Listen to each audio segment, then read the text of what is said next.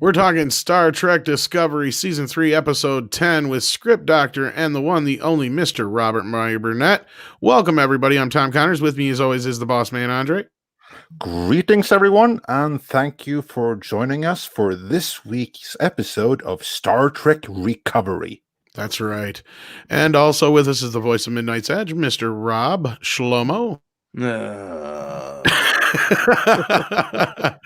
That's all he's going to muster up for us. And as I promised, Mr. Script Doctor, the one, the only resident physician for all your entertainment needs. How you doing, sir?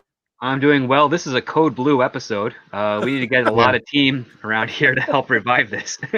No kidding. And of course, as I promised as well, Mr. Robert Meyer Burnett, the one, the only. How you doing? Well, you know, I had a long dark night of the soul when this you did. This episode was over. Like I promised weeks ago, I was going to scoop my eyeballs out with a teaspoon because I had foreknowledge of what was going to happen. But you know, to actually hear the great Bart LaRue's voice in this episode saying, "I am the guardian of forever." But it's not. It's Captain Brass from CSI. And he's walking around in ambulatory form, going from planet to planet, a la Doctor Who, because that's now Doctor Who. There is a Time Lord, apparently, in the Star Trek universe. I did it. I said, this is it. I'm broken. I took the spoon. I put it in my eyeball. And then I was like, you know, I just didn't want my dog to eat my eyes in case, you know, that would be bad for him. And he was wondering why I had a teaspoon at my eyeball. But then, you know, cooler heads prevailed. And I decided I wanted to see what happened next week. It's only 3 episodes left. So it's I mean, yeah, because apparently, like, you know, now they can do anything. They have whatever technology they need. Oh, you need this? I've got it on my ship. The Emerald Chain made this. You know, it's show. The show is about magic. It's about magic. I've decided that Star Trek Discovery is the first Star Trek series that's not at all science fiction. It's just magical, led by the magical messiah of the spaceways, Michael Burnham. They might as well call it the USS Deus Ex Machina. It is. Oh, he literally has. It literally the ship itself has literally become that. Yeah, indeed. That's the irony here, that the whole series is Space Jesus. Everything is about praising the immense glory and might of Michael Burnham, not just in our prime universe, or their prime universe rather, but even across the entire multiverse. Even in the mirrored universe, she is still the bestest ever, that even the Emperor has Fifi's for and is the adoptive mother for. And Mr. Burnett, how can adults who are professional writers, how can they put their names to this? Like, do no one in that writer's room recognize what trite this is? To be honest, I mean, you know, I understand everybody wants to write a great redemption arc. You know, I get that.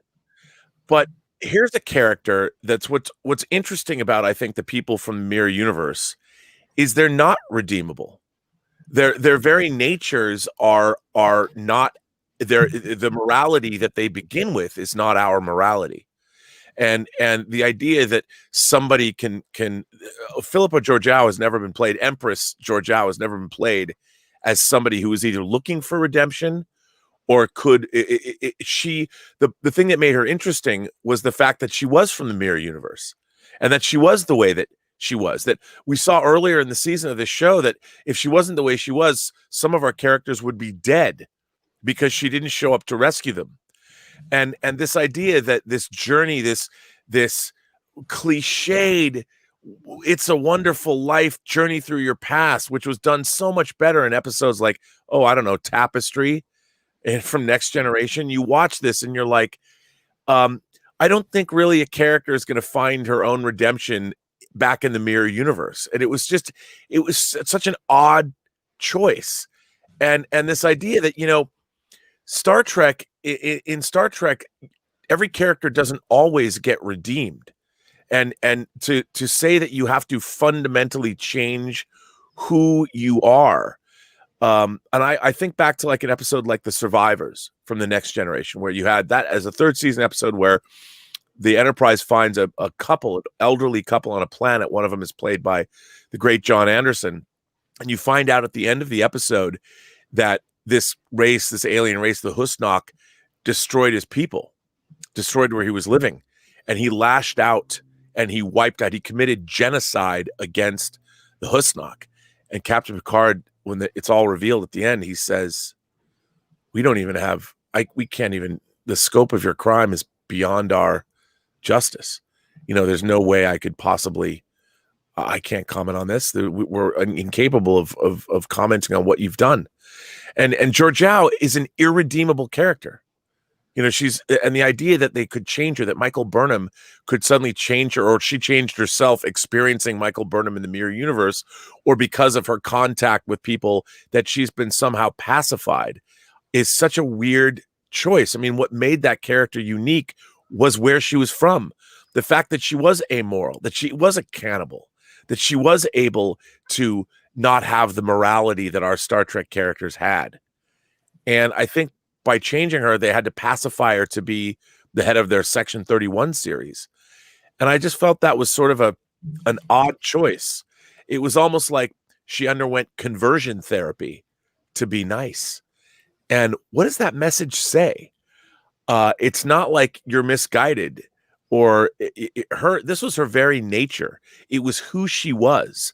And it's saying that, nope, who you were was wrong, because you're from the mirror universe, and so we're going to change you and make you more like us. And I think brainwashing 101.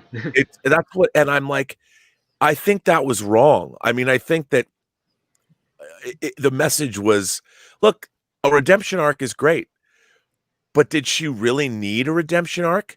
It was the very place that she was from made her who she was. So you're saying then that, oh no, the way she was, the universe she grew up in was essentially wrong. And she's like, no, at one point they said, I'm a mirror of you. And what would have been more interesting is that she comes back and she says, you know what I learned? Your universe needs me.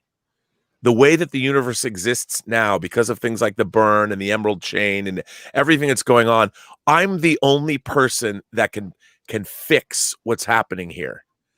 And you don't have the will or the wherewithal, because Michael Burnham expects everybody to be changed in this universe. And it's going to be that she's going to end up changing the whole universe, which is a cop-out.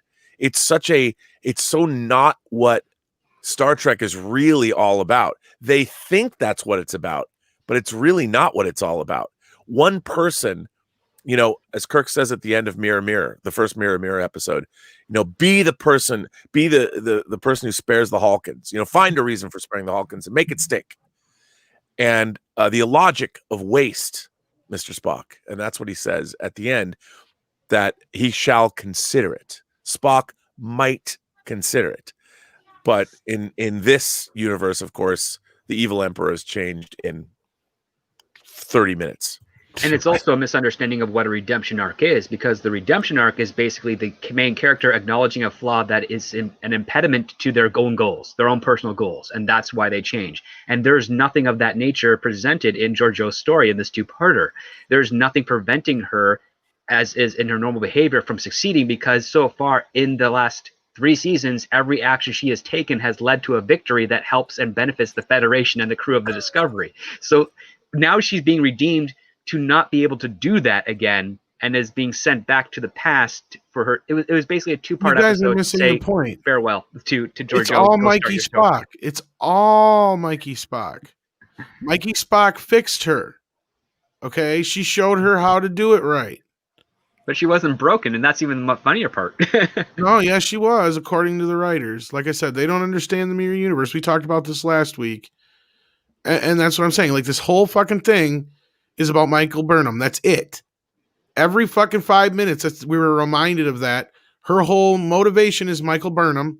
She's going to fix Michael Burnham because Michael Burnham fixed her. You know, it's all about Michael Burnham. And then at the end, we literally sit there for 5 fucking minutes. I almost timed it.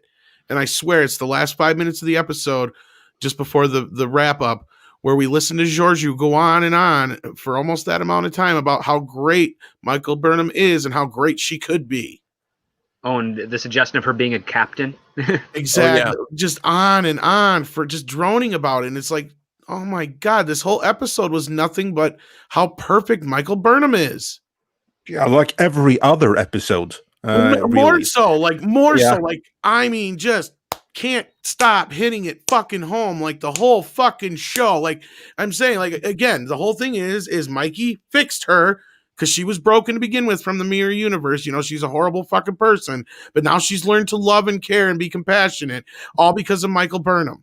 So she And goes now back to the has mirror to go universe back- and tries yeah. to fix her Michael Burnham. Yeah. And then, of course, she's going to change the entire mirrored universe in accordance with the teachings Exactly. of our Michael Michael Burnham. Burnham. Yeah. Well, there's one thing that just struck me with that. It's like, imagine if it was the other way around. If someone from Prime Universe went into the mirrored universe and spent like 6 months or something there, and then came back to the Prime Universe again, saying, you know what? Now I really learned how shit works. Now it's time to fix this. Now we're going to take over. They would probably be successful, because if you go back to season 1, the only reason there is a federation in the first place, that's actually not because of Michael Burnham, but that's because of Georgiou and Lorca, the two people from the mirror universe that could actually deal with the war situation. Right. Yeah, which really just Everyone else neuters was the worse Federation. than useless. No, it's Yeah. a weird. It's a bizarre. To me, the entire premise of what Star Trek is all about is about teamwork. You know, it's about the fact that no one person is responsible for great success. That humanity's strength is when it bands together, and people like Kirk could not succeed without Spock and McCoy. You know, you call it the triumvirate, whatever you want, the id, the ego, the superego. The same was true of Star Trek: The Next Generation. And you know, there's great moments in Star Trek: The Next Generation where I love in yesterday's Enterprise, where Picard is trying to be convinced by Guinan in yesterday's Enterprise that this situation is wrong, and Picard's like, "Not good enough, damn it, not good enough." And eventually, he has to capitulate to her because she just says, "Look, you've never known me to impose my will on anyone, but you know who I am, and if you don't want to believe in me, you don't have to, but you should." And it's all about how people help one another and how a group succeeds. But in this show, we're constantly being told that Michael Burnham's influence, and by the way, more crying in 3 these times. episodes. Crying all the time. And the thing is, where's the rest of the group? You know, where's the rest of the dynamic here? When we're watching everybody toast, they literally have this toast at the end, and everybody's sharing these memories. And it was so weird because they want to paint this character as being so heroic, but she is lawfully evil, to put it in gaming terms. And it's bizarre. It's bizarre that they want to give her some redemption arc, because they're basically saying who she was and where she came from is inherently wrong, and it's not necessarily. No, you're absolutely right. It's actually it's been proven over 3 seasons that it's to her benefit to be this way. Exactly. And it's basically Exactly. the society compelling an individual who has benefited that society and saying, you know what, you may have helped us so far, but you're still bad, so we got to fix you. That is exactly right. Yeah, I mean, the insidious nature of this show is that let's bend everyone to our will and make them think the way we do, as opposed to allowing people to decide what to think themselves. And this episode doesn't do that.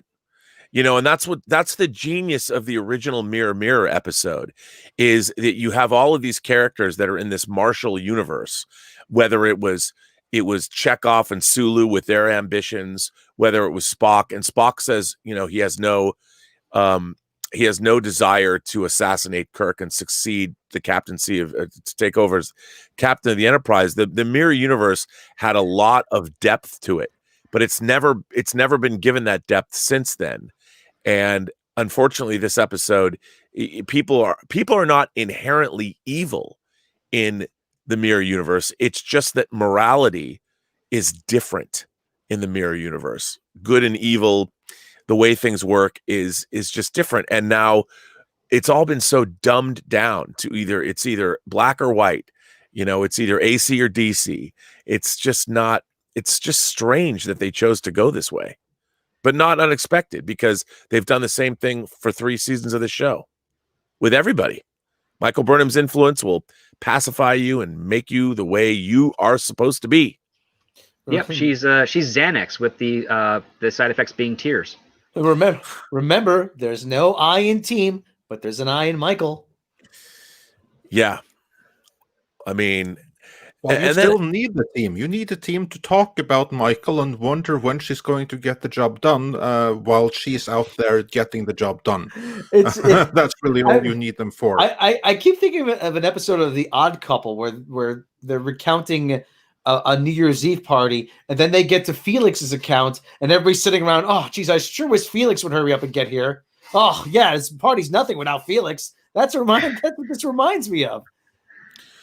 Well, and then really, to be honest, the complete, utter retcon and, in my mind, trashing of one of the more interesting concepts in Star Trek history, all the way back to the first season of the original series, which is the Guardian of Forever. They pay this blanket lip service. As the Guardian was introduced in the original series, it's part of ruins on a planet. Since before your sun burned hot in the sky, I have awaited a question, or whatever. And it's not like in Harlan Ellison's original short story. The Guardian is not a guy. It's a machine that is built to present the past in one specific way. And now the Guardian of Forever is an actual being that can make moral and ethical choices. As a matter of fact, he's like now a guardian angel that shows up and suddenly, again, the fact that the guardian angel of time was there. He's now no longer the Guardian of Forever. He's now the guardian angel of the universe, or whatever. That they're the most important people, so the Guardian had to be there, like knew they were coming and all of this, and now the Guardian is going to be like the angels in It's a Wonderful Life or Q. Let me show you the way, Philippa. I have decided that I am going to, because you're going to play such an important part in the past, creating Section 31 or whatever the hell you're going to do, that let me show you a lesson and let me send you in the past, where before it was a choice. The people that went and traveled into the past, the Guardian had no control over whether they were going to do it or not. He shows you that. He's a machine. But now they've turned the Guardian into something that is there to teach and show you things and wander the universe and be whatever he needs to be. It moves Star Trek from science fiction into fantasy. And I find it really offensive. Yeah, here's like the thing. It's just they made it another means of preaching to the audience. Yes, they did. Their ideology. And on that note, we had Tom, can you bring the question back on screen? Yeah, exactly. The question here. But why write Michael Burnham this way? What is the reason behind such crass writing? Do you want to put it bluntly? Anybody? Because they have signaling. Yeah, she has to be virtue signaling. They have to show a strong female character, and so their interpretation of a strong female character is to write one without flaws who could do everything. Her only flaw is that she's perfect and she hasn't reached her full perfection yet. That's what we learned in this last episode, Rob. There's that, yeah. Yeah, that's exactly right. So, like, even the mirrored Michael only needs a little bit push in the right way, and even without that push, she's still superior. But yeah, that's like the thing. It's pure ideology. It's this is how we wish that the world was, and we're going to do. Basically, this is how we want the world to be, and this is how we want you pleb to see it. And so we're going to write it accordingly. So you pleb all recognize your inferiority and bow down to this superior character. You're going to like it, and you're going to thank us, because we know what's best for you. It's Well, completely unearned drivel. Sorry, Robert. Go ahead. Well, what's always been interesting about like the first episode in the Mirror Universe, again, you had multiple characters going back. You had Scotty, you had Uhura, and you had Kirk. Going back to the Mirror Universe, and they all had to work together in order to get back. And that was what was so interesting is Uhura wasn't it's one of the greatest for me. I as a boy, that's my first crush in the world was Nichelle Nichols as Lieutenant Uhura. And that episode was part of it because she has to go onto the bridge and fend for herself, and she has to fend off Sulu, and at the same time she has to make sure that Sulu doesn't see his security board light up. And you've got Uhura doing something that was, let's say it, ballsy and scary. And it's one of the only moments in Star Trek where she's allowed her own moments where there's a situation that only she can deal with. And then you have Scotty having to figure out how to live amongst these people, and Kirk, of course, keeping his subterfuge going. And it was such an interesting, the episode was so interesting on a number of different levels.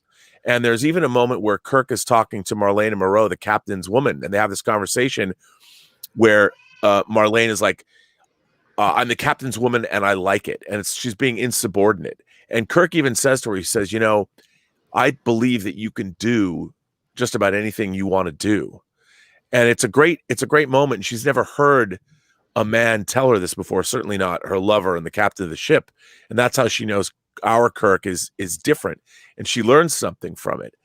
And that whole episode has so many interesting things to learn from it on many different levels, but it doesn't tell you, the episode doesn't tell you that you as the viewer, this is what you're learning.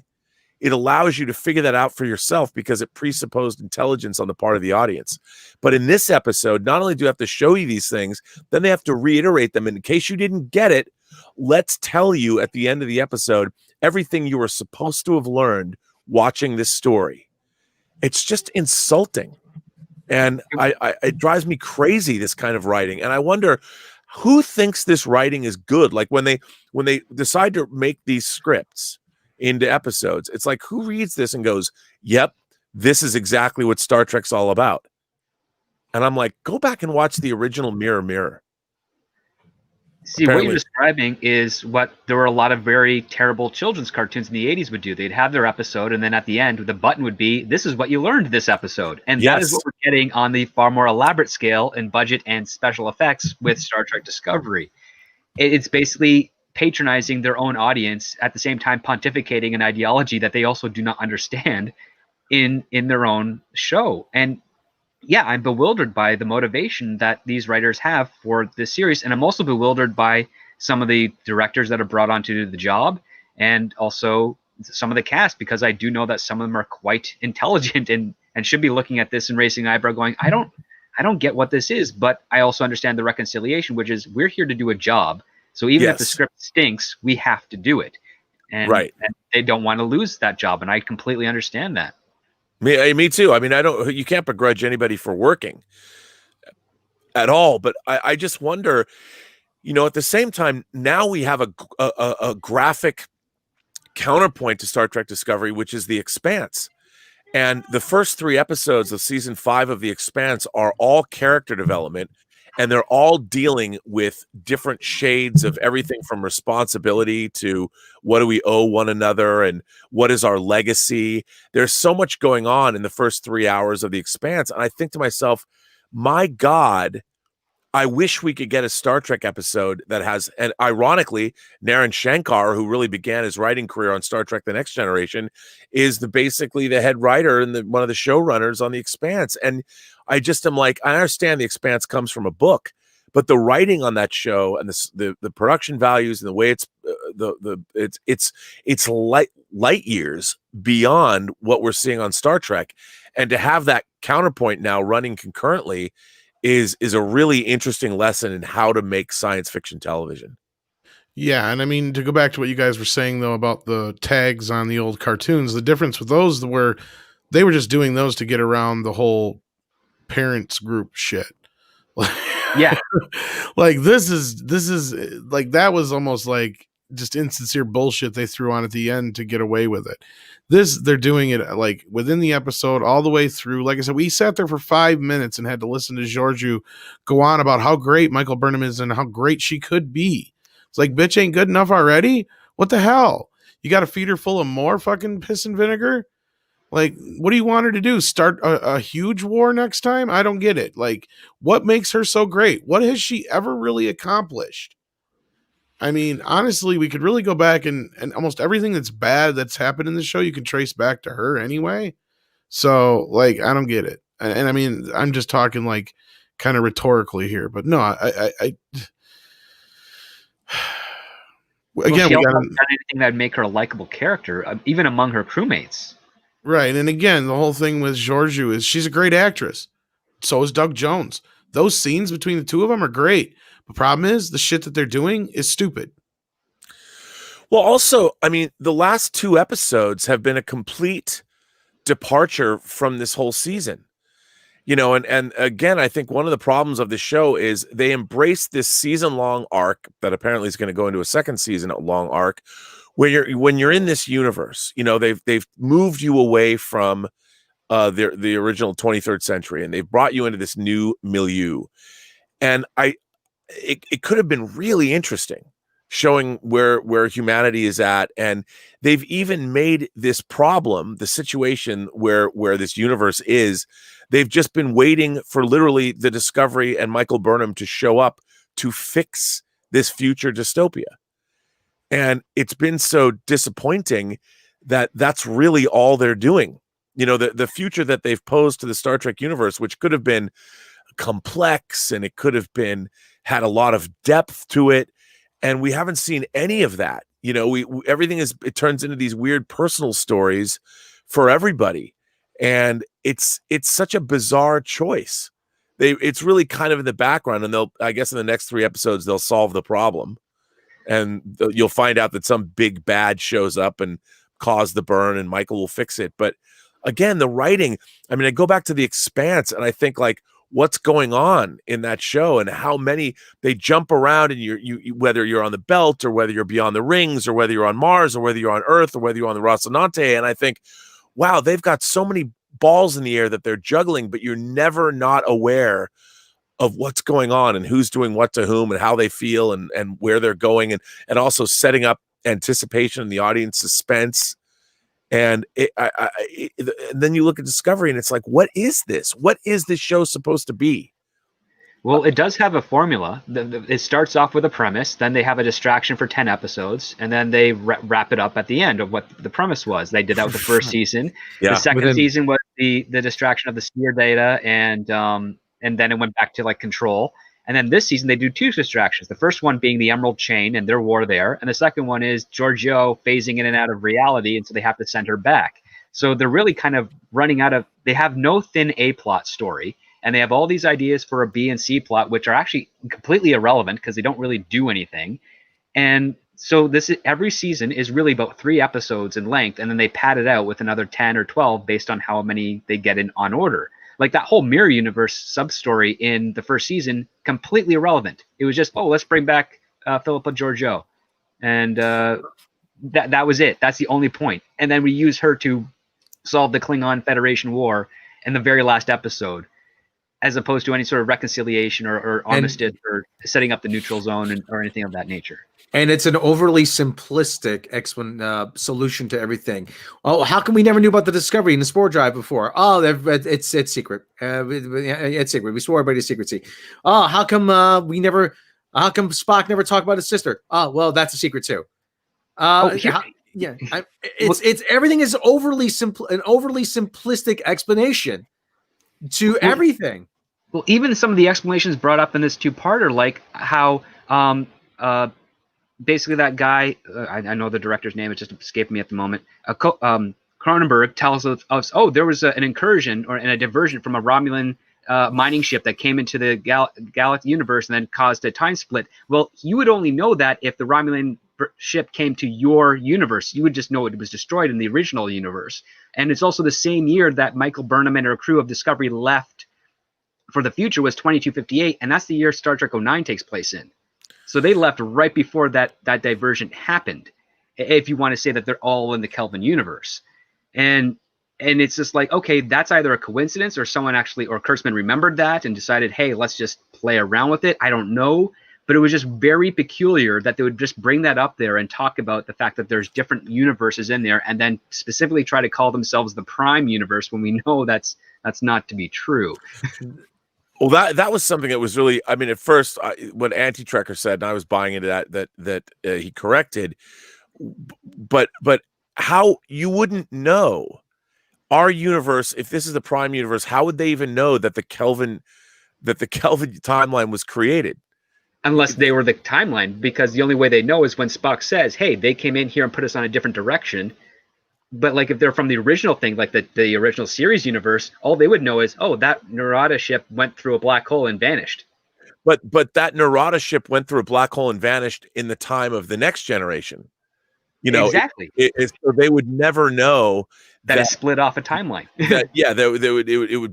They would have no idea, unless even the Department of Temporal Investigations or whatever. How do they know about the multiverse? And Cronenberg knows that. And how do they? It's just none of it makes any sense. Exactly. And how do they know? Unless they're part of the Kelvin universe to begin with. Right. But even the people in the Kelvin universe, how the hell do they know that? Oh wow, this is where we went a different path. Well, they only suspect that because of Narada's arrival. Basically, they said when that Spock says when they arrived, they put us on a different path of time. So anything that he does, it was the only kind of smart thing, which is we don't know the future because he's changed it with his arrival. That was the only smart idea brought in to Star Trek 09. Everything else around it was completely stupid. Yeah, I will give them credit for that idea. That was a great way of rebooting without completely undoing what came before. Just a shame that they couldn't follow through. But that's another discussion altogether. But we have a number of super chats, and I want to begin with one from ActionCom because it's relevant to what we were just talking about. For $20, thank you so much. That stuff like that absolutely helps keep our lights on. He says, in an earlier version of The City on the Edge of Forever script, a vile crew member went through the portal. He got redeemed by Edith Keeler and was horrified by what Kirk does. Is that what they were going for with Georgiou? I guess. I don't think they understood that, because my understanding was that that officer was sentenced to death for committing a crime, like the only crime that had the death sentence. And Kirk was apprehensive of wanting to kill him, and that character escapes the ship and then jumps through the Guardian Forever or the portal or what have you. And this is also another instance where the producers of this show are looking basically at non-canonical material and trying to use it as justification for how they're going to change canonical stuff. They did the same thing with Spock smiling because Leonard Nimoy smiled when he saw the planet in the cage. But Michael Chabon said, ever since I was a kid, I always wondered, why did Spock smile in the menagerie? And so they built this whole thing around that. And it's like, okay, in the cage, Spock did this, but it was a production error more than anything else. It wasn't something. It's like James R. Kirk, the middle initial R being on the tombstone, and where no one has gone before, or no man has gone before, the second pilot of Star Trek.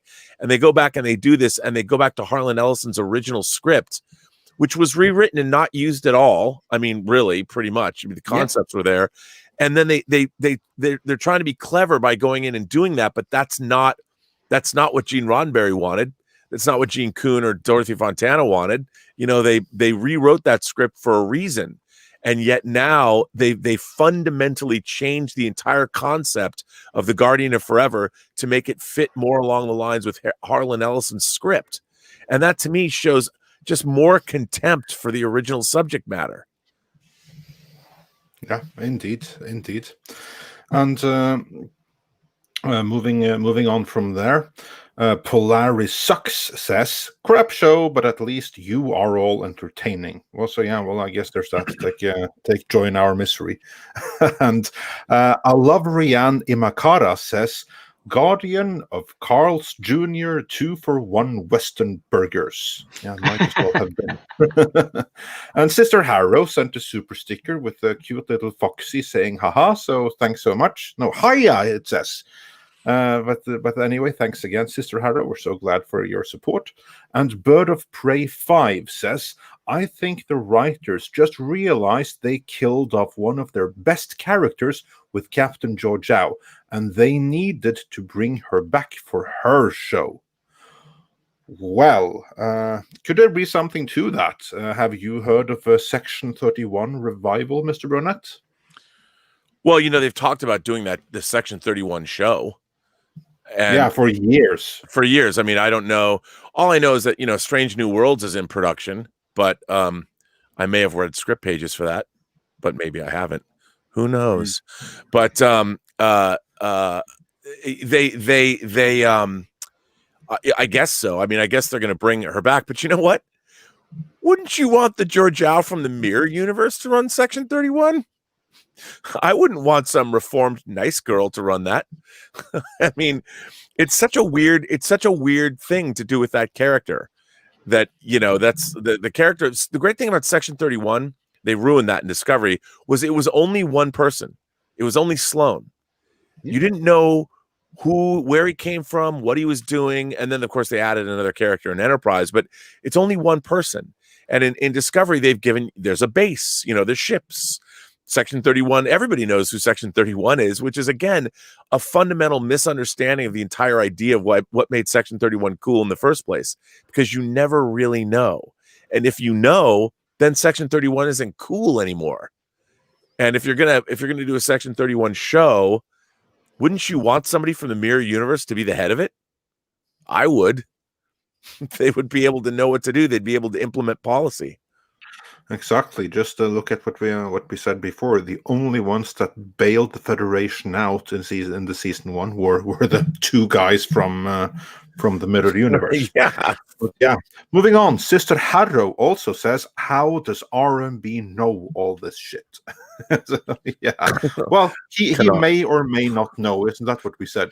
Yeah. I mean, no. I think maybe she's talking about just because Star Trek has been my favorite storytelling medium. I mean, I look at Star Trek as a genre unto itself because it's been around. There's been various iterations of it, the comics, the books, the actual shows. I mean, all of it. There's an ideal of what Star Trek is, and it has been around since 1966, and it's something that I just grew up studying. I would pore over blueprints or technical manuals, but mostly rewatch episodes. And Star Trek really was the beginning of my interest in storytelling. It led me to other things. I started reading classic science fiction. I joined the science fiction book club because of my love of Star Trek. And that's what led me to books like Stranger in a Strange Land or Dune. I read those things for the first time. And I think what's very interesting to me is that Star Trek, the original series, was basically an anthology show with recurring characters where each story was different. You didn't know what kind of a story you were going to get.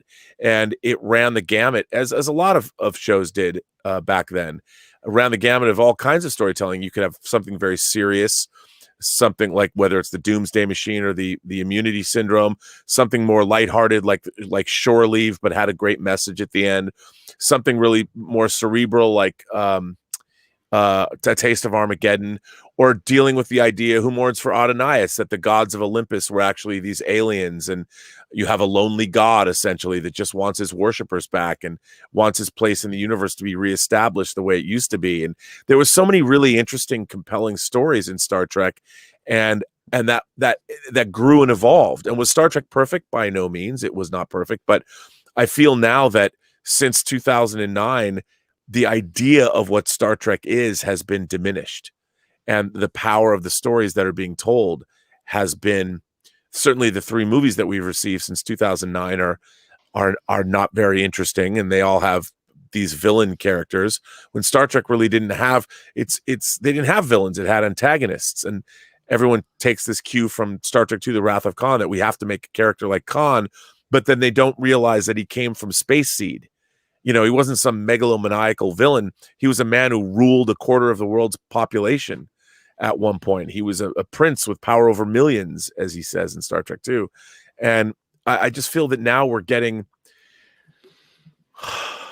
a very dumbed down version of a genre of storytelling that used to be at the forefront of television science fiction, and now it's not. Yeah.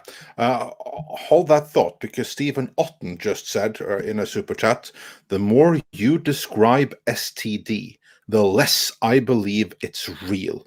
But sadly, it's real. It's horribly, horribly real.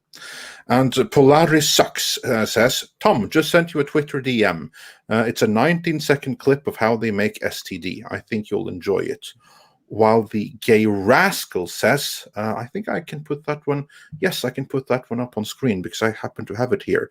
The Gay Rascal says, they did the mirror universe right in Star Trek Continues. Great continuation for the TOS episode. And then we have Kit Kat saying the forthcoming influx of major films onto streaming will obliterate junk Trek. Yeah, so true. Tom, would you want to play that 19-second clip? Sure. Poochie needs to be louder, angrier, and have access to a time machine. 2, whenever Poochie's not on screen, all the other characters should be asking, "Where's Poochie?"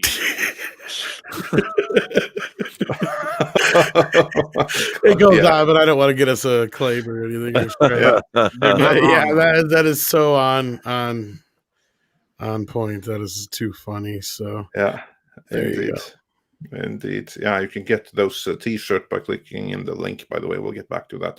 And Darren Wagner says for $5, STD creators are the worst kind of stupid. They're the stupid that thinks it's smart. Indeed. And on that note, Space Plumber 45 says, Star Trek is ruined because of the leftist wackadoo demos because of their hate and intolerance. They're extremists, but yeah, you're not entirely wrong. Nisevich says, I wish the Q Continuum would unleash their wrath on Star Trek Disgracery. Well, they certainly have on the fan base, it seems like. Yeah.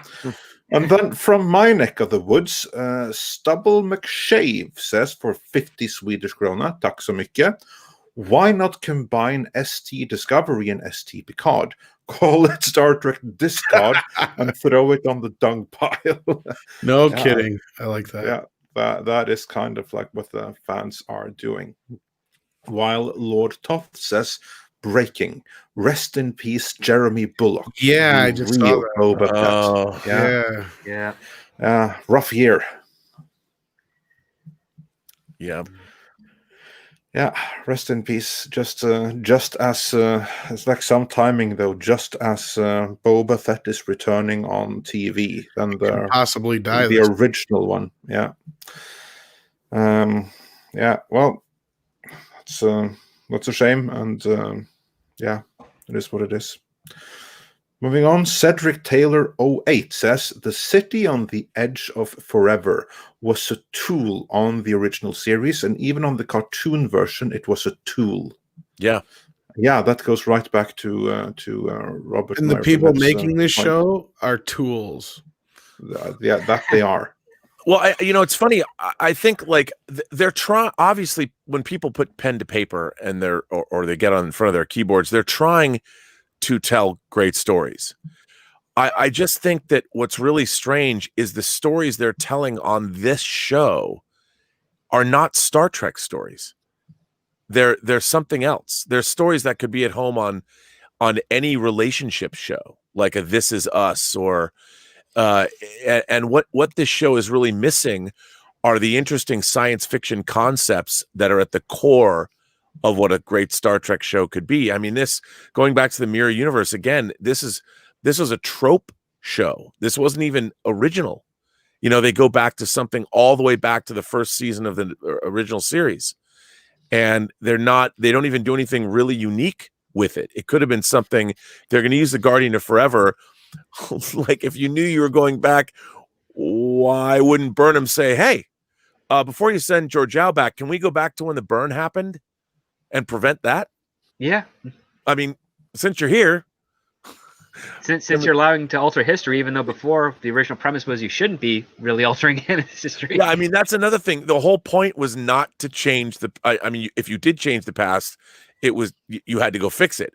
But it's like you have a time portal, and the first question I would ask is, "Yo, we got this other problem. I'm glad that you've come to see the light, Philippa, but before you go back in time, why don't we go do something else?"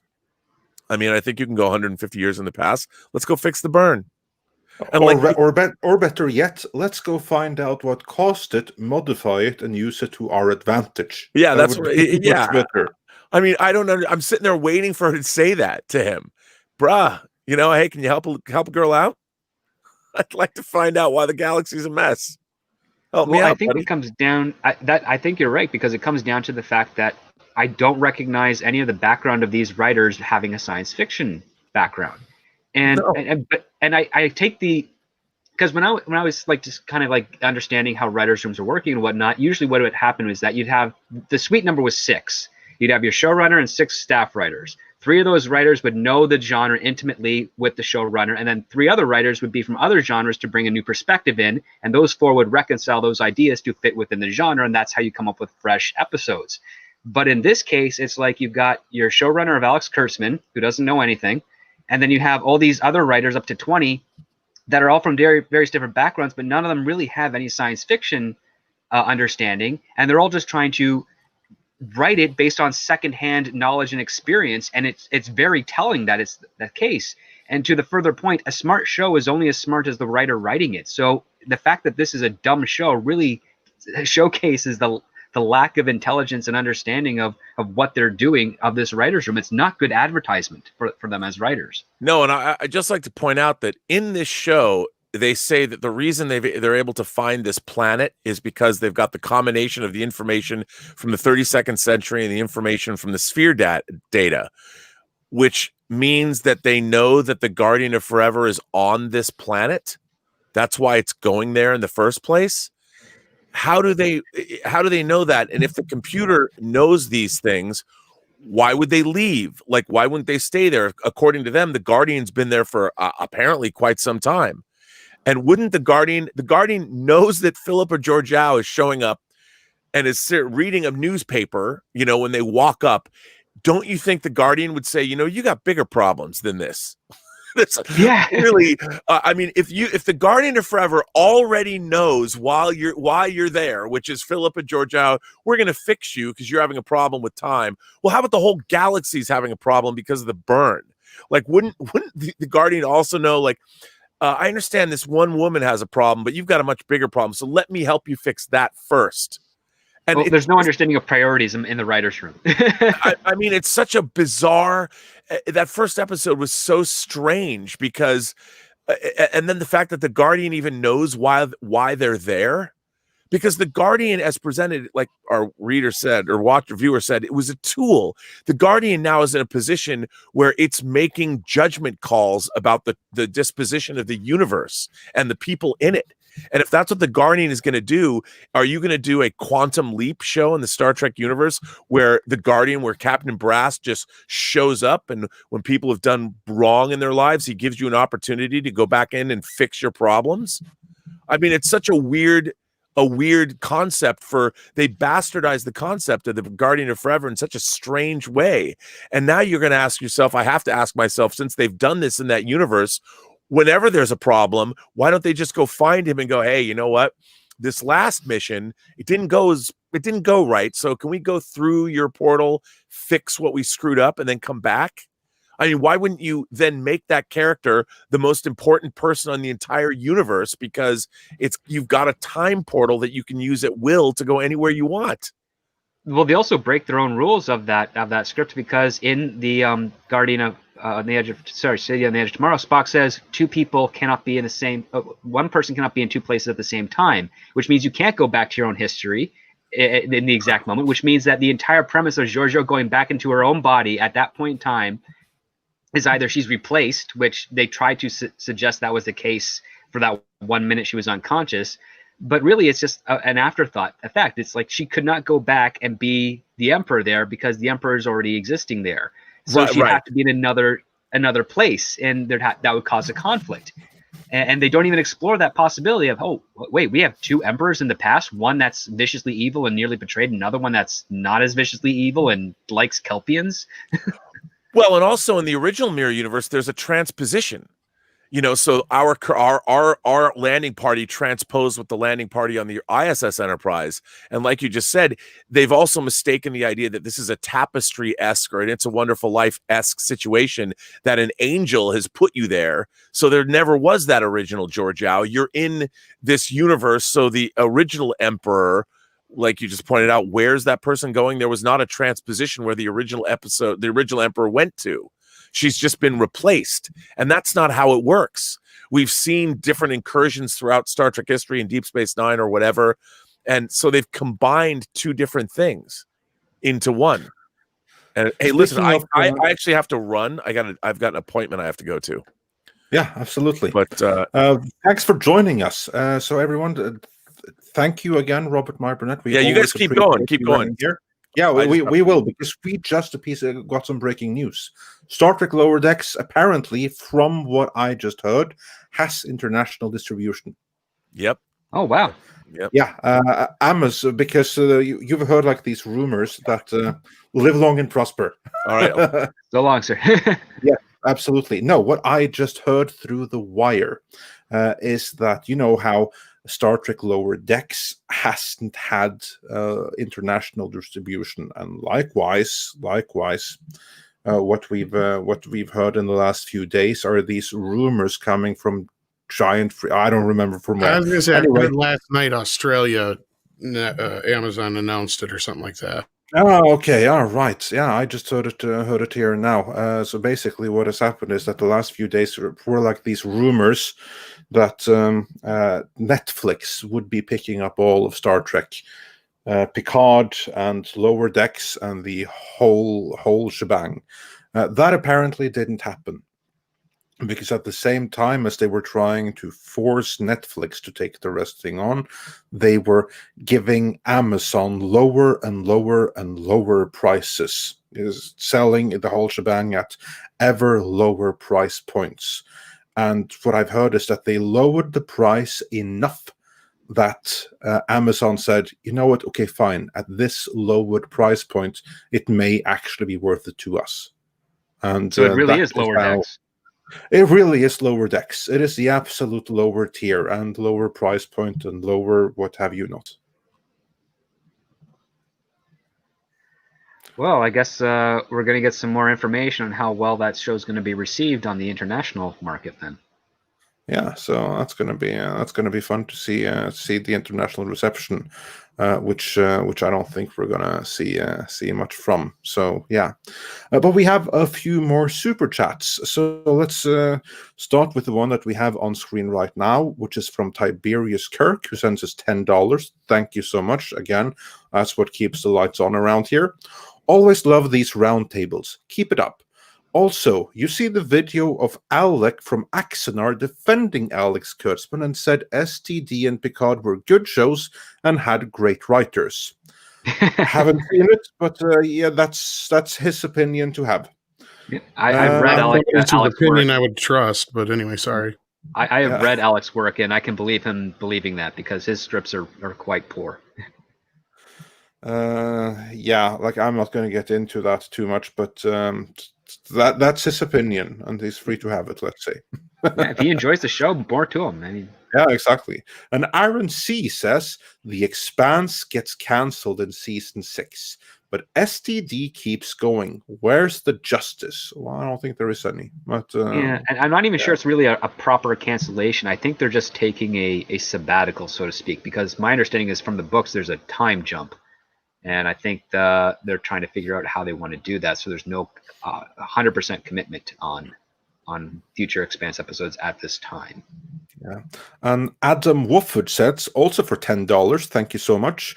So in Warhammer 40k, the Emperor of Mankind has an iron halo to suppress his massive psychic powers.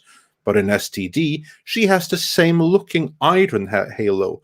I think GW should sue. Yeah, I saw that too. That image of that we had like in last episode of George Owl looking awfully like what I guess is the Emperor of Mankind in Warhammer. Yet another example of ripoff in Star Trek Discovery. There's so much of them, isn't it? Yeah. And Ron Harushin says, hey, Midnight Crew, long-time listener, first-time caller. I like that. Wanted to wish you guys a good day despite the affliction that is STD. Oh, thank you so much, and thanks for dialing in. We really appreciate that. We appreciate everyone that's listening, whether you chime in or not. But it's really cool when you do decide to chime in, and so yeah, that's cool. And now let's see what else we have, because I think there were some others here. Did we get this one from Darren Wagner, who said, STD creators are the worst kind of stupid. They're the stupid that thinks it's smart. Yes. Yeah. Yeah, but we didn't get this one, I know. And otherwise, yeah, I don't know where we left off. So Yeah, well, I have most of them here. And Michael D. False says for $5, the ultimate computer, STD, is Kapitan Dunsel, was a term used by midshipmen in the 23rd century to describe a part which served no useful purpose. Yeah, you could call Star Trek. Yeah. You could call it Star Trek Dunsel. Actually, it'd be quite apt to. That would be a good name for it. here Then we have GNDN. yeah.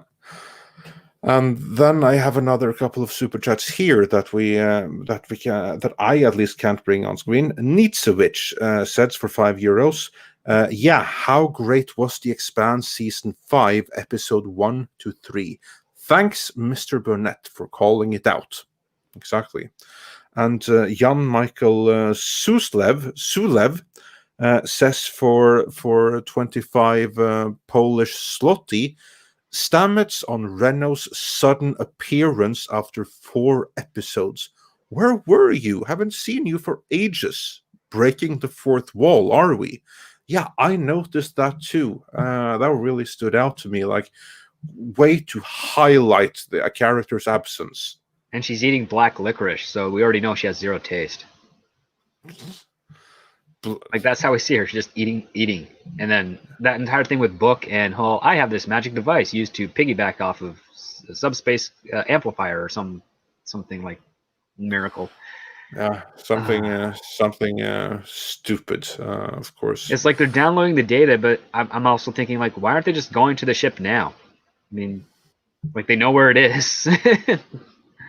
They could spore drive in and spore drive out. Like, it's this whole long range stuff that they're doing. It just, yeah, it just seems like an unnecessary delay to the. You're asking too many questions there, script. Yeah, I bet it's like that in the writer's room. Like anyone asking questions need just to get way off the back of whoever is being asked. Just go with it, because otherwise you might hurt the piece of a writer. You ever seen Step Brothers? Yeah. You know, when they're like, the lady's talking, and he's just like, shut up right now. Shut your mouth. Are you telling me to shut up? Shut up. Like, that's the writer's room, I guarantee. Yeah, I somehow don't think it's a place that is conducive to much discussion. That there any, like, you remember, like with this thing with the writer that quit because he Walter the black writer that quit. Walter because, Mosley. Yeah, that's one. Yeah, exactly. That only went to show the lack of freedom of speech that goes there. And like the press release that was put, like, we value the safety of everyone. Well, that kind of safety, you can't have any challenging questions, and then you can't have good writing. Well, that's what the writer's room safe space originally was. Which you just throw out insults and ideas at each other because you're desperate to try and break a story down and get it to the best it can. You role play other characters. You say horrible things, and the whole concept is that it's under the guise of trying to get the story done. There's no malice between each of the writers doing it, and it's all just trying to see, okay, if we want to make this bad guy bad, what bad things can we do? And we kind of go into a dark place, but it's only because we're trying to really make this villain bad, and then you have to rein it in, and then you got to refine it, and And then you walk out of that room and you're like, okay, we're good. But you don't take that room with you into the public and say, well, this guy said this derogatory thing because we were trying to figure out this character. It's like, oh, how can you say that? Like, that's not what you do in a writer's room, because you're talking about making fiction, and you're divorcing yourself from the reality in order to make this fiction seem as authentic as possible. So it requires a level of maturity and understanding, and a real safe space, which means a zero consequence environment, not a protective environment, but a zero consequence environment. And as long as you're not physically or verbally harassing the individual, then you're fine. And that was what really pissed me off. Sorry for using that language about the whole Walter Mosley situations. He was treating it as a writer's room should, and everybody around him was not. And they caused that controversy. Are you really apologizing for using language? Sorry. Yeah. Remember what we always say here: never apologize. It's okay. It's like if you step on someone's foot or something, then you apologize. Or Well, not like just that. I'm the one who gets yelled at for swearing. But you have a long way to go, script. Yeah, I do not swear that often, so it is a little out of my character. Me, on the other hand, it's like breathing. How we all need air. So yeah, Master Clockwork says for $2 you have died from Star Trek dysentery. So dysentery, yeah. It's like Is if we're playing the Oregon Trail in Star Trek. Yeah, can't get everything right. Hopefully you won't die from dysentery if you get this shirt, though. Yeah, no, exactly. In fact, if you do get Star Trek dysentery, then that is the exact kind of shirt that's going to cure it, and you'll find that by clicking the link in the description. There's no real cure for Star Trek dysentery. Only to stop watching, but hopefully most of you aren't actually watching. I do hope that most of you will be just watching our misery because we watch it, so you don't have to. That's a sacrifice we do for you guys. Or if you do watch it, then remember, using Surfshark is okay in cases like this. That's all I'm going to say. So yeah. Anyway, did we have any more super chats left, Andre? No, we are actually caught up completely. But we can do a quick summary because Trumpetron 6000 says, didn't watch it yet. Was the episode good? Who wants to give him the short summary? The silence should be very telling. Something happens. Michael Burnham's the only one who can fix it. Yeah, that right there, you just summarized each and every individual episode in the entire series. Here's a great comment as well. Discovery Season 5. What does Michael Burnham need with the starship? No one will ever ask as she rises to actual godhood. Yeah, I can't believe that. And Michael Strelitz just sent us £5. Well, thank you, matey. Saying STD writers are not writers / expanse writers are great writers. Long live the Orville. I think I probably need to check out this expanse thing since everyone is talking so highly of it. Yeah, I'm actually really behind. I've only seen a little bit of the 4th season, but I've enjoyed the show so far. Quite an interesting universe they have there. Yeah, well, I'll try to make a point out of checking it out. And Theodore Spann says, "How good is R&B? Always a great guest." He is indeed, and we're always grateful when we're able to get him on, and especially when he has like other things that he needs to do, and he still makes time to join us for things like this, for Star Trek Recovery. And also, just before this, he joined us to discuss the 3rd James Bond movie, Goldfinger. in our series Discovering James Bond, where we go through each and every single one of the Bond movies in order. And we are right now then 3 movies in. And those videos you can find on our archive channel, Midnight's Edge Live Archives. And that's where you'll find both this video, for anyone wondering, as well as the 3rd Bond video. Both will be up there within the hour. With that, do we have any final words on this episode of Star Trek Discovery? Dear Lord, make it stop. Final word. Long live the Expanse. Honest to God, it went in one ear and out the other. I zoned out. I'm like, after a while, I don't remember a lot of it. I am very happy I didn't cover it last week on my video, because now that I know the full 2-parters, I can actually do it quite succinctly in the review, so I don't have to spend a whole lot of time on it. I might actually have to give it a second watch to actually absorb how its full level of awfulness. Don't do it, Rob. No, if you are, try to do something like make yourself dinner at the same time, so at least you'll have some productive outcome as a result. Have porn on the background too. He can't do it. He won't be able to get through it. It'll kill him. Stop it! He's already dead. Maybe I could just watch it sped up and set it to the Benny Hill music. I think that, Rob, for you, then watching it simultaneously with your swamp porn is probably the way to do it. Oh, now we got to do it. It's actually quicksand porn, but now I want to see what swamp porn is. Oh gosh! Bing, bing, bing, bing, bing, bing, bing, it's like being circled by alligators. Yeah, or quicksand porn, or whatever the hell it was. Ding, ding, ding, ding, ding, ding, ding, ding, ding, ding, ding, ding, ding. Anyway. Yeah, and it's just so bad. It's just so bad. No matter, and as soon as you think they've hit bottom, there's a whole other layer of awfulness. Oh yeah, they find underwater like sea shelves and everything as they keep digging down. It's quite impressive, and that's the only impressive thing about it. Yeah, you've got to give them respect for being able to constantly make it even worse than you thought it was possible. And on that note, Nietzsche also says Beltaloda. I hit the wrong one. Sorry. Yeah, he did say Beltaloda. Did you get the one before that too? Yeah. Long live the Expanse. Okay, yeah, that is exactly what there needs to be. You're the only one who can pronounce that. I can't. What, Beltaloda?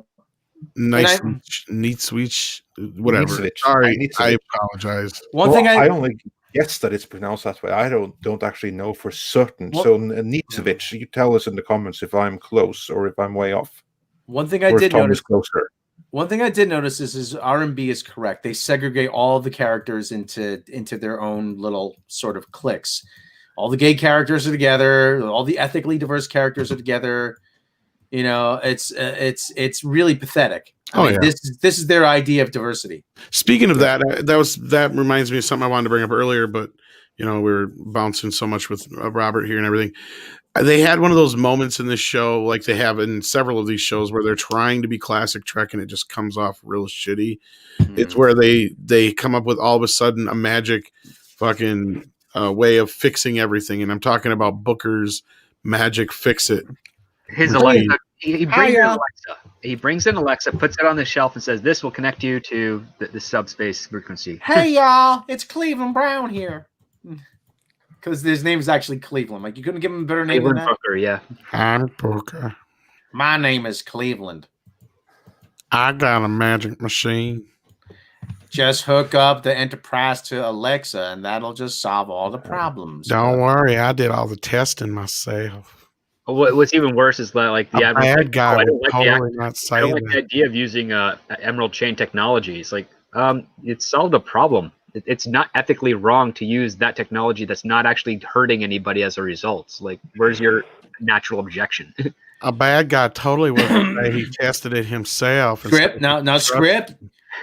Script. You can't use that screwdriver because it was the other guy's toolkit. No, that's a no. Yeah. Yeah, and Nitsevich again says, Andre, you are closer. Of course you The are. Expanse is great. Check it out. The first season is a slow burn, but after that, it gets amazing. Beltaloda, or yeah, I guess that must be something from there. I I also guess saw another cool Chant from comment the here. Belters, yeah. I think it's almost like got to be an honor by now if I screw up your name, because like I screw up everybody's name.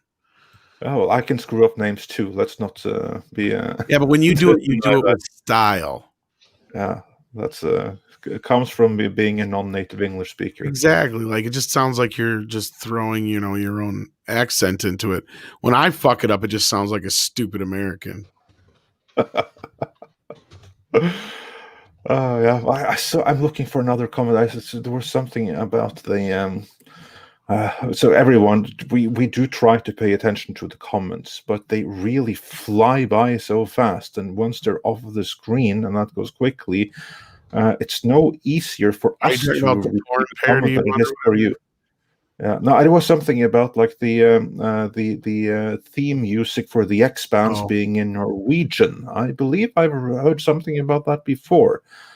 Yeah, That it's something that's. But I believe I've heard that song. Someone asked me about it. There was someone that in a live show asked, "Can I translate the lyrics?" And they sent me the lyrics, and I was like, "Yeah, the individual words, but not the full meaning." Because it's. I think this is the show. I could be wrong, but I think this is the show where it is technically sung in Norwegian not by a native Norwegian speaker, and the words are Norwegian, but the words don't actually mean anything, and the sentences don't really make any sense. But still, the thought is nice. So yeah, just that alone is a good reason to check out the Expanse. So yeah, maybe we should get into that and start, or maybe I should get into that, and we can start reviewing that in addition to the mystery that is Star Trek Discovery. That would be nice to see something cool for a change, in addition to the Mandalorian. All right. Well, is there anything else to say about this crappy freaking show that we've got? How many more episodes? 4 or 5 left? Three left. It just won't end. Jesus it will not Christ. end. Three more. There's like it never ends. It just goes on and never ends. When they said 23 weeks of Star Trek, that was a threat, wasn't it? Yeah, we knew that. Clearly. It looks And for you people out there listening in Europe and the rest of the civilized world who said who I would say, hey, how come Lower Decks doesn't have international distribution? What about us? I'm like, yeah, you know what? They're doing you a favor by not letting you see it. Okay, I'm warning you. Be prepared. Be prepared. You will not believe your eyes at the awfulness that will ensue when you do view it upon first glance. That's all I got to say about that. Yeah. And Anna Falkenstahl says for 5 Swiss francs, I believe it is. Hey Beratnas, The Expanse is great. Loved Miller, Alex, and Amos. Oh, God. Hopefully it stays high quality. I think that I will. That I probably will be checking that out. So yeah, awesome. Yeah, we're getting berated for not actually discovering the Expanse yet. I just haven't had time to watch it. Hey, there's only so many hours in a day, so I mean. See, here we go, another one. Mike, watch the Expanse, great show. Well, we're gonna have to now. I mean, I think we probably have to take people up on their challenge, and I for one, would be delighted to watch something that's actually good and enjoyable for a change, especially now when we have the final episode of this season of The Mandalorian coming tomorrow. Then what good stuff are we going to do to keep us entertained in between all of the misery? So, probably going to have to get into the Expanse business sooner rather than later. I watched The Stand. It can't be any worse than that shit. Well, don't forget Cobra Kai's coming soon. So. Well, yeah, we got that. January, yeah. Yeah. Wash the taste of the Well, starch. the sad part is the stand isn't that bad. It's just the way they did it. It's weird. I don't know. I'm not going to get into it here, but yeah. Anyway, we got a long ways to go with that show too, and that's another CBS All Access show, mind you. Yeah, they have so much good stuff on CBS All Access, don't they? They have Star Trek Discovery. They have The Stand, which I have no plans of checking out, but Tom apparently are watching it already. There's going to be Clarice, the Hannibal series without Hannibal Lecter. So yeah, good stuff. You have every reason to go and get CBS All Access, or you can maybe get some Surfshark VPN, because it's going to give you the same kind of stuff. Please tell me that it fits in with the awfulness of everything else that's on CBS All Access, that the Stand's theme song is "Stand in the place where you live." No, but, yeah. Here's the thing: is it's not badly done. What they did though, and Robert and I were talking about this before the show. We think what they did was they took and they filmed it like the way it was supposed to be in the book, and then they recut it, and they went and put everything out of order. So it's like, it's really weird. Like, and basically, like, him and I kind of came to the same conclusion. Like, if you don't know what the story is, you're probably going to be really fucking lost. And it does kind of take away of the whole point of like how the story is supposed to build on itself. I don't know. And it is. It's one of Stephen King's better stories. So I don't know. Anyway, I'm just disappointed so far with it. I don't know why to expect anything else. But I don't know. I mean, there was aspects of it that I thought Stephen King's not above redoing. You know what I mean? Like, there's plenty of his movies that I would say, I could come up with a handful right now that could definitely go with a revise or whatever. He has that list of $1 licensing fees for his work that he can make into a movie. Yeah, that's true. Indeed. Mm-hmm. Yeah, and then we had ActionCom that says, my friend said he had a week to live. I told him to watch STD. Every episode will be an eternity. You almost got to read that like Rodney Dangerfield. Now then, Rob, you're going to have to do it. That'd be Rob. A friend of mine said he had a week to live. I told him to watch STD. Every episode will be like an eternity. Kind of like an evening with my wife. I know my wife cheats on me. Every time I come home, the parrot says, "Quick, out the window." Yeah.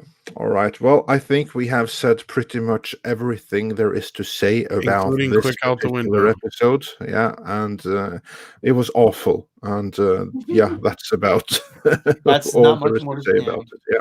No. And so with that, if you want a Disco Sucks t-shirt, then be sure to hit the link in the description below. If you want to catch the hoodies replay, yeah, we have many other shirts as well. And if you want to catch the replay of this and all our other previous Discovery and everything else reviews, then they are on our other channel, Midnight's Edge Live Archive. So if you haven't subscribed to that yet, then go and check that out. That's where you'll basically find all our past live shows, from Midnight's Edge in the morning to Toxic Femininity and everything else in between.